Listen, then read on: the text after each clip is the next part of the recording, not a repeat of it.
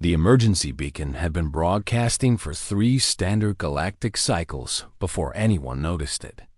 Commander Velthax of the Galactic Survey Corps stood on the bridge of the rescue vessel Infinite Mercy, watching the pale blue planet grow larger in the view screen. His 4 eyes blinked in sequence as he processed the data scrolling across his display. "Confirm the readings again," he ordered his science officer. Lieutenant Crixna manipulated the holographic controls with her tentacles. "Confirmed, Commander. The planet designated GX7749 shows signs of severe atmospheric disturbance. Volcanic activity has increased by 300% in the last rotation. The emergency beacon activated automatically when conditions deteriorated beyond safe parameters." Velthax clicked his mandibles together in concern. The Galactic Council had classified this region of space as unexplored just 50 cycles ago. Survey drones had marked GX7749 as potentially habitable, but too unstable for colonization attempts. The volcanic activity made it dangerous. The unpredictable weather patterns made it worse. No species in their right mind would attempt to settle such a world. "Prepare the landing teams," Velthax said. "Full environmental suits. We don't know what we're walking into." The Infinite Mercy carried the finest emergency response specialists in 3 sectors. They had rescued stranded mining crews from asteroid fields. They had evacuated entire populations from dying worlds. They had pulled survivors from the wreckage of space stations torn apart by micrometeorite storms. Whatever they found on GX7749, they would handle it with professionalism and efficiency. What they found instead would change everything the commander thought he knew about the galaxy. The shuttles descended through thick clouds of volcanic ash. Sensors struggled to penetrate the interference. Visibility dropped to almost nothing as they navigated by instruments alone. The pilots cursed in 3 different languages as turbulence shook the vessels hard enough to rattle teeth. "Commander," the pilot reported, "I'm picking up something strange on the ground sensors." "Define strange." "Structures, sir. Organized patterns. This doesn't look natural." Velthax leaned forward in his seat. That was impossible. The survey drones had reported no signs of intelligent life. No civilizations had claimed this sector. The nearest registered colony was 40 light-years away. The shuttles broke through the cloud layer, and Velthax felt his heart stop beating for a moment. Below them stretched a city. Not a primitive settlement. Not a scattered collection of survival shelters. A proper city with roads and buildings, and what appeared to be agricultural zones stretching toward the horizon. Lights glowed in the perpetual twilight created by the volcanic ash. Vehicles moved along the roads. And in the distance, massive structures that looked like atmospheric processors pumped clean air into the sky. "By the ancient stars," Crixna whispered. "Who are they?" The answer came over their communication systems a moment later. "Unidentified vessels. This is New Cascadia Colony Control. Please state your intentions and prepare to receive landing coordinates. Welcome to our humble little corner of nowhere." The language was human standard. Velthax recognized it from his studies at the Academy. Humans were a relatively new species to the galactic community. They had only achieved faster-than-light travel about 200 of their years ago. They had joined the Galactic Council perhaps a century past. They were known for being adaptable, but also somewhat reckless. This, however, went beyond reckless into territory Velthax couldn't quite comprehend. "Human colony," he responded carefully. "This is Commander Velthax of the Galactic Survey Corps' vessel Infinite Mercy. We received an emergency beacon from these coordinates. We are here to assist with evacuation procedures." A pause. Then laughter crackled through the speakers. "Evacuation? Commander, with all due respect, we've got everything under control here. But you're welcome to land and see for yourself. Transmitting coordinates now." The shuttles touched down on a landing pad that had definitely seen better days, but remained perfectly functional. Velthax led his team out into the ash-filtered air, his environmental suit protecting him from the heat and toxins. Around them, humans walked freely, with nothing more than simple breathing masks over their faces. A human male approached them. He was tall by human standards, with skin darkened by sun and ash alike. His clothing was practical and worn. His smile was genuine. "Commander Velthax? I'm Governor Marcus Chen. Welcome to New Cascadia. You'll have to forgive the mess. Volcano season always makes things a bit hectic around here." "Volcano season?" Velthax repeated, certain he had mistranslated somehow. "Sure. Happens every few years. The big one about 40 kilometers east of here gets grumpy. We've learned to work around it." Velthax looked around at the city. Now that he was on the ground, he could see it more clearly. The buildings were constructed from local materials, designed low and sturdy to withstand earthquakes and ashfall. The roads were made from some kind of hardened volcanic rock. Everything had a weathered, permanent quality to it.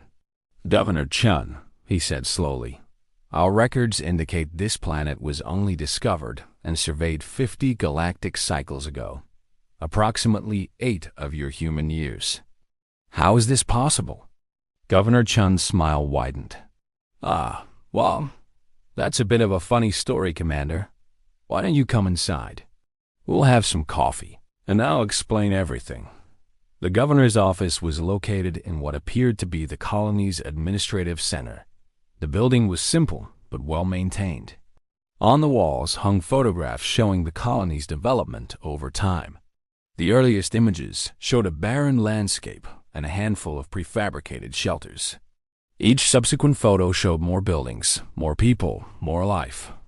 "We arrived about 23 years ago, local time," Governor Chun explained as he poured dark liquid into ceramic cups. Earth was getting crowded.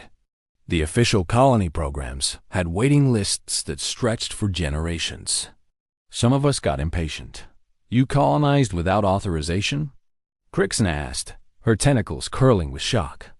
"We colonized without asking permission from people who would have said no," Governor Chun corrected gently. "There's a difference. We pooled our resources, bought an old cargo hauler, loaded it up with everything we thought we'd need, and pointed it at the nearest habitable world that nobody else wanted. This world was classified as unsuitable for habitation," Velthax pointed out. "By your standards, maybe.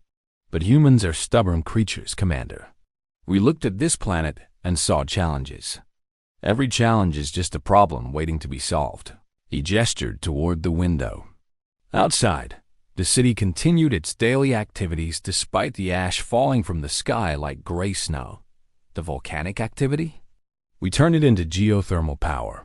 We've got more energy than we know what to do with. The toxic atmosphere? We built processors to clean it. Took us about 6 years to get the oxygen levels stable enough for minimal protection. The unstable ground? We learned to build flexible structures. Some of our engineers became experts in earthquake-resistant construction. They've written papers that are now used in universities back on Earth." Velthax sipped the coffee. It was bitter and strange, but not unpleasant. "And the emergency beacon? Automated system. We installed it as a precaution when we first arrived. We never got around to updating the parameters. When the volcanic activity spiked last month, it triggered automatically. To be honest, we forgot it was even there." "You forgot about your emergency beacon." "We've been a bit busy. 3 new neighborhoods went up last quarter. The school system needed expansion. And someone figured out how to grow coffee beans in volcanic soil, which has been a quality of life improvement for everyone." Velthax set down his cup and studied the human before him. In his many years of service, he had encountered dozens of species. Some were ancient and wise. Some were young and aggressive. Some were so cautious that they calculated every possible outcome before taking a single step forward.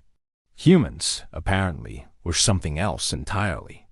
"Governor Chun, I must confess something. My people have served as emergency responders for over 10,000 years. In that time, we have rescued countless beings from dangerous situations. We have never, not once, arrived at a distress signal to find the supposed victims thriving." Governor Chun laughed. "Stick around, Commander. Humans have a way of surprising people." The next several days proved his words correct. Valthax and his team toured the colony. They saw farms growing crops engineered to thrive in ash-rich soil. They saw children playing in enclosed parks where the air was clean and filtered. They saw workshops where colonists built everything from furniture to vehicles to medical equipment, all from local resources. They met a woman named Dr. Sarah Okonkwo, who had developed treatments for respiratory conditions specific to volcanic environments. Her research had already been transmitted back to Earth and was being adapted for use in other harsh environments. They met a man named Hiroshi Tanaka, who had designed the atmospheric processors. His original profession had been architecture. He had taught himself atmospheric science from salvaged databases during the long journey to GX7749. They met a teenage girl named Anna Martinez, who had been born on the colony and had never seen Earth. She spoke 3 languages fluently and was studying geology so she could better predict volcanic events. She considered the hostile world her home and couldn't imagine living anywhere else. This changes our understanding of human colonization patterns, Crixana noted as she compiled her observations. They don't seek optimal conditions. They seek challenges. Valthax nodded slowly. They adapt the environment to themselves when they can. When they cannot, they adapt themselves to the environment. They treat difficulties not as obstacles, but as problems to be solved. It seems inefficient, perhaps. Or perhaps it is something else. Perhaps it is why they spread so quickly across the galaxy, while older species remain confined to comfortable worlds. On the final day of their visit, Governor Chun hosted a dinner for the rescue team. The food was simple but good, made from locally grown ingredients. The colonists shared stories of their early struggles and their hard-won successes. They laughed at memories of disasters that could have killed them all. They toasted friends who hadn't survived to see the colony flourish. "I have a question," Valthax said as the evening wound down. "When you first arrived, when everything was difficult and dangerous and uncertain, did you ever consider abandoning the colony? Finding a safer world?" Governor Chun thought about it for a long moment. "There were hard times. We lost people. There were moments when giving up seemed like the smart thing to do." He paused. "But here's the thing about humans, Commander. We're not always smart. Sometimes we're just too stubborn to quit. We looked at this angry, hostile world, and we decided to make it ours anyway. Not because it was easy, because it was possible." Valthax returned to the Infinite Mercy with a full report for the Galactic Council. He recommended that GX7749 be reclassified from unexplored to colonized. He noted that the emergency beacon could be deactivated. He suggested that future survey protocols might need to account for the possibility of unofficial human settlements in unexplored regions. In his personal log, he added one final observation. "In all my years of service, I have learned to expect certain things. Species behave according to their nature. Danger is avoided. Comfort is sought. Logic prevails. Today, I learned that humans operate by a different set of rules. They do not ask whether something is safe. They ask whether something is possible.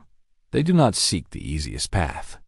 They seek the path that leads where they want to go, regardless of obstacles. This may be recklessness. It may be foolishness.